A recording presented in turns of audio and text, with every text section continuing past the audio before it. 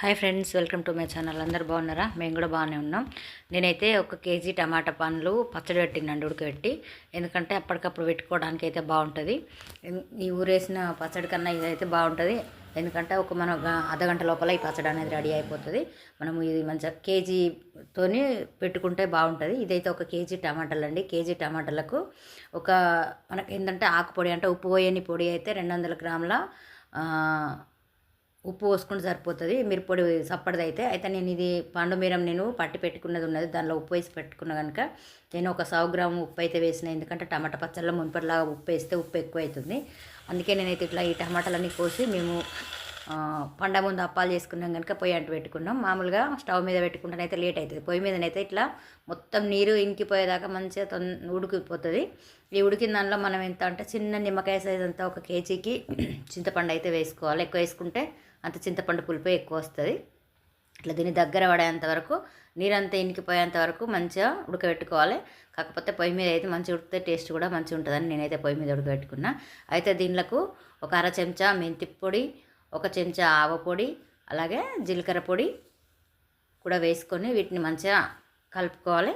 దీన్ని ఈ ఉడికిన టమాటాలు నేను మిక్సీ కూడా పట్టనవసరం లేకుండా అంత మెత్తగా ఉడికింది. మిక్సీ పట్టుకుంటే మరీ రోటి పచ్చడిలాగా అయిపోతుందని నేనైతే దాన్ని చేయలేదు. ఇంత కొంచెం జీలకర్ర పొడి కూడా వేసి దీన్ని అయితే మంచిగా కలుపుకోవాలి. కలుపుకొని పోపు వేసుకోవటానికి ఈ కిలో టమాటాలకైతే 200 గ్రాముల నూనె అయితే నేను తీసుకున్నా. ఈ 200 గ్రాముల నూనెలోకి వెళ్ళి నూనె వేడైన తర్వాత కొంచెం మనం పోపు వేయకముందే నూనె అనేది వేసి మనం ఈ ఉడకబెట్టిన టమాటాలకి కలుపుకోవాలి. కలుపుకుంటే చాలా మంచిగా టేస్ట్ ఉంటుంది. పచ్చడికి ఆయిల్ మంచిగా పడుతుంది అన్నట్టు. అయితే దీంట్లో కలిపిన తర్వాత దీనిలోకి ఆ మిగతా నూనె ఉంటుంది కదా, ఆ మిగతా నూనెలోకి అయితే మనం కొంచెం జీలకర్ర, ఆవాలు, అలాగే పసుపు, కరివేపాకు, నేను 2-3 ఎల్లిగడ్డలు, అంటే దాదాపు 10 నుంచి 20 ఎల్లిపాయలను అయితే దంచుకొని పెట్టుకున్న. దీనిలోకి కొంచెం పచ్చిశనగపప్పు పోపులో వేసుకుంటే బాగుంటుంది. పచ్చిశనగపప్పు, జీలకర్ర, ఆవాలు వేసి ఇవి గోలిన తర్వాత మనము కొంచెం పసుపు వేసుకోవాలి. అలాగే దంచి పెట్టుకున్నటువంటి ఎల్లిపాయలను కూడా కచ్చపక్కగా దంచుకోవాలి. మరి మెత్తగా అవసరం లేదు. ఈ ఎల్లిపాయలు అనేది పొయ్యి మీద వేస్తే పొంగిపోతుంది. అందుకే కొంచెం పక్కన దింపుకొని స్టవ్ పైనకి వెళ్ళి ఈ ఎల్లిపాయల ముద్ద అనేది వేసుకున్నా. అలాగే మళ్ళీ కొంచెం కరివేపాకును వేసుకొని, అయితే ఇప్పుడు నేను మిరం ఉంటే మిరం వేసుకోవచ్చు, లేకపోతే మిరపపొడి అయితే మిరపపొడి కూడా వేసుకోవచ్చు. ఇది 1 పెద్ద టీ స్పూన్ అయితే, ఈ కారం అయితే చాలా ఎక్కువగా కారం ఉంది. మేము వేరే పచ్చళ్ళల్లో వేసుకుంటాం, అందుకే 1 స్పూను కారం అయితే నాకు సరిపోయింది.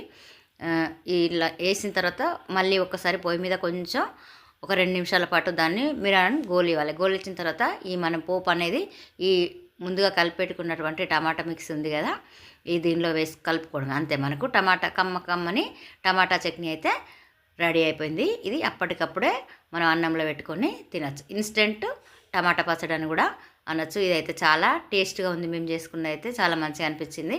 మనం ఇట్లా వేసుకుంటే పిల్లలు అయితే వేడి వేడి అన్నంలో చక్కగా ఏం మారం చేయకుండా తింటారు. మంచిగా నోరు కూడా టేస్ట్గా వస్తుంది. ఇట్లాంటి పచ్చళ్ళు తింటే మనం చాలా రోజులు ఊరేసుకున్న పచ్చళ్ళు అయితే ఇంత టేస్ట్ ఉంటాయి. Thank you for watching. ఈ వీడియో నచ్చినట్టయితే ఒక లైక్ చేయండి.